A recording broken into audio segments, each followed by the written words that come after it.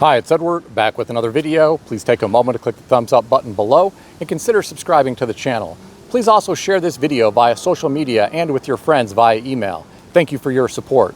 Today, I read several financial news articles. I've included links to the articles in the description below.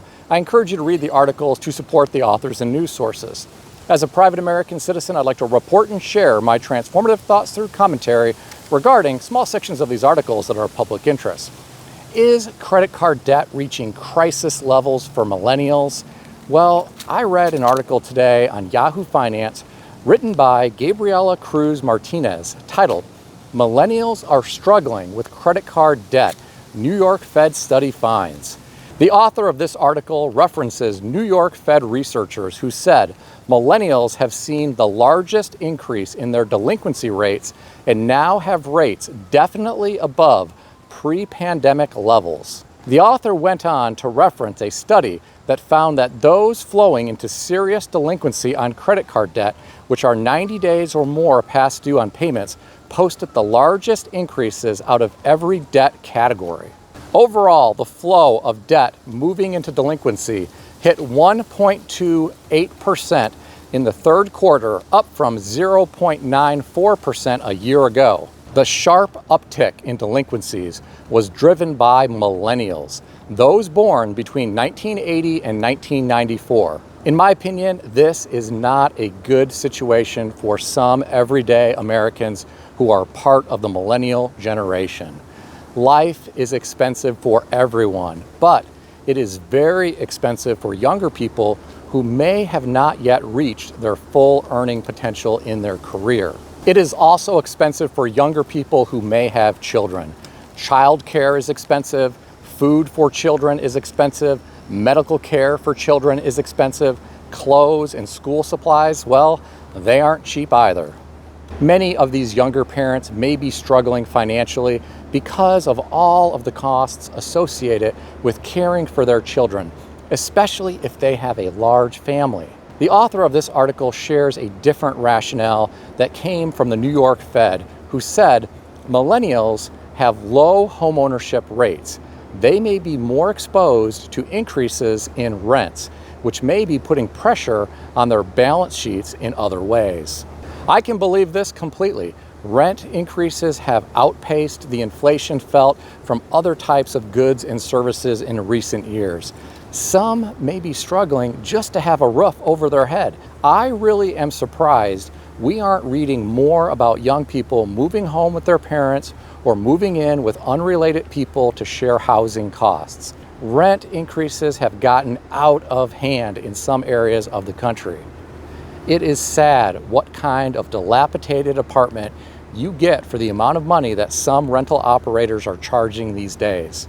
I truly hope that rents come back to reality at some point in the future so that fewer Americans need to feel housing insecure. The stress that this puts on some families is truly tragic in my opinion.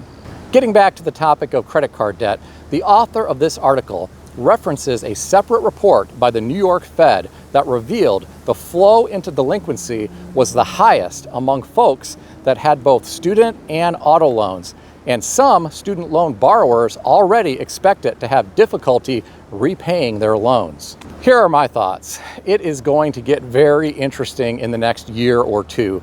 I think we could possibly start hearing more in the news about people who are struggling to repay their student loans. Approximately 1 million people, based on their family size and income level, will qualify for no student loan payments under Biden's SAVE plan. Some others might see their payment reduced under the SAVE plan, but millions are having to resume making their student loan payments in full, and even high earners may struggle. There are a lot of Americans who are living paycheck to paycheck, and some weren't ready for having to resume making their student loan payments. This is just one more bill that some everyday people need to worry about on top of their rent, utilities, credit card, food, medical costs, etc. I'm not surprised that some may have already reached a tipping point. The author of this article indicates that 22.6% of borrowers surveyed during the federal student loan pause said they expected to miss a student loan payment. Additionally, 39% of borrowers with incomes under $60,000 said they expected to miss a payment, compared to 14.3% with incomes above that threshold. This may be a problem across all income levels based on what this author is saying. I feel bad for those who are struggling financially right now. Some may need to see if it is possible to live further beneath their means so they can free up extra cash to catch up on their bills. For those already living far beneath their means, a part-time job or a small business might be necessary. It's not glamorous or fun in some instances, but it might be better than ending up with late fees and watching your debt snowball out of control. The debt that some millennials are struggling with may be one reason why they aren't having children. I read an article today on yahoo.com put out by Fox 5 New York and written by Michael Stallone titled, "U.S. Millennials Opting Not to Have Children. Poll Says Here's Why." The author of this article referenced a 2021 poll by Pew Research that found 44% of childless adults said they're unlikely to have children, up sharply from 37%. The author references researchers who point to an economic climate defined by hardships, a Great Recession, and soaring student loan debts, while home prices are skyrocketing. While this may play a part in why some millennials are not having children, the author references Gabriel Bosch, CEO of the Millennial Solution, as saying, "Millennials and millennial women are rebelling against their Gen X and baby boomer parents who, in instance of the individual, maybe felt like their parent wasn't really there for them." She went on to say that many millennials have been labeled the afraid to commit generation. Well, I find this to be very interesting. I tend to think finances probably play just as big a part in why some millennials aren't having children as does rebelling against their parents or being afraid to commit. With regard to being afraid to commit, I think some individuals may feel this way because they have watched some people financially destroyed after a divorce. The same probably holds true for those individuals who have friends or family members paying huge amounts of child support every month to an ex. Now keep in mind, this could be a male or female ex. Remember, women can also pay child support. Britney Spears was paying Kevin Federline $20,000 per month in child support until they came to a new arrangement where she had to pay him $40,000 per month in child support. Some people who are already struggling financially probably want no part in having children out of fear of how that could make their life even more difficult in the future when it comes to money. Now understand, this isn't everyone. There are plenty of happy couples with money who will be together for the rest of their life, and they don't want children for other reasons. Some may have other interests that consume all of their free time. It's a very personal choice, and I don't know how well surveys really capture the truth of the matter. I read some of the interesting comments beneath this article, and I'll share some of them with you. One commenter writes, "My daughter just finished up daycare last year. The newborn daycare rates increased this year to $1,600 per month, but luckily it doesn't apply to us any longer. When she started, it was $1,200, which is still high. Most of us middle upper class earning families have been forced to choose between having stability versus growing a larger family. Between COVID, inflation, unstable economy, job market, social chaos throughout the world, it was a no-brainer for us to opt for stability." Another commenter writes, "Daycare costs nearly one person's middle class income. Top that off with healthcare, food, inflation, and all other expenses. It is pretty easy to see why some people are having smaller amounts to no children. My wife and I have a combined income of about $250,000, and we do not plan on having children." The next commenter writes, "The amount of work I need to do to support a family isn't worth it. I make decent money, and I don't know how people who make less than me raise kids." The commenter then goes on to say, "Well, actually, I do know. They live miserable lives." What do you think about this topic? Let me know your thoughts in the comment section below. While some millennials may be cutting back on having children, there are consumers who are cutting back on discretionary spending as well.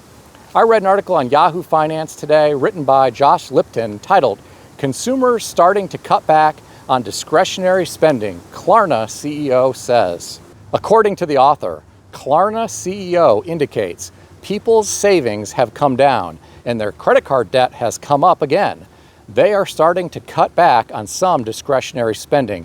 It is definitely a difference. For those of you who don't know, Klarna is that company that offers buy now, pay later services. I've talked about how some everyday Americans are now relying on buy now, pay later services to afford groceries.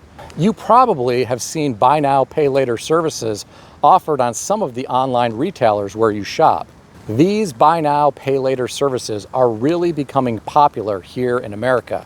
Don't take my word for it though. The author of this article references research firm Insider Intelligence as saying Americans will buy $72 billion worth of products and services using buy now, pay later services this year.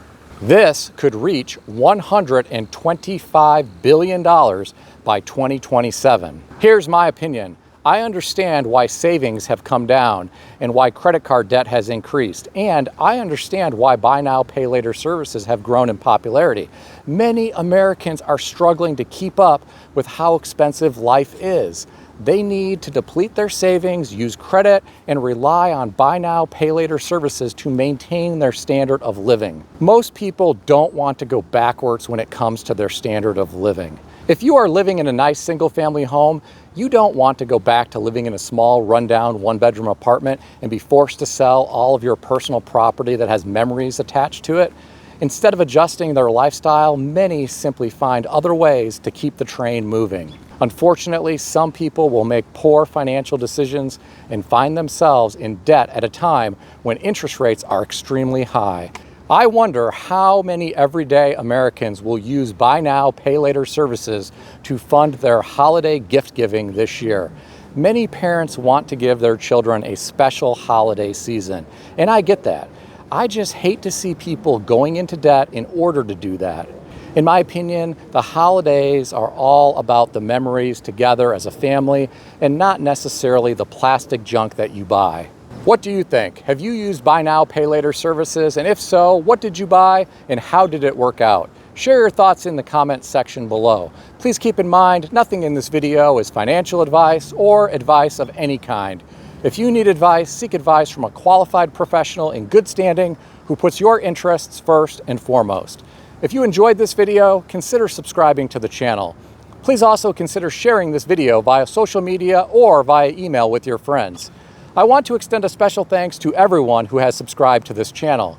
I want to also thank all of my channel members. Check out some of the great books that I suggest you consider reading in the description below. I've included Amazon affiliate links to these books. As an Amazon associate, I earn from qualifying purchases. Stay healthy and wealthy. I'll see everyone in the next video.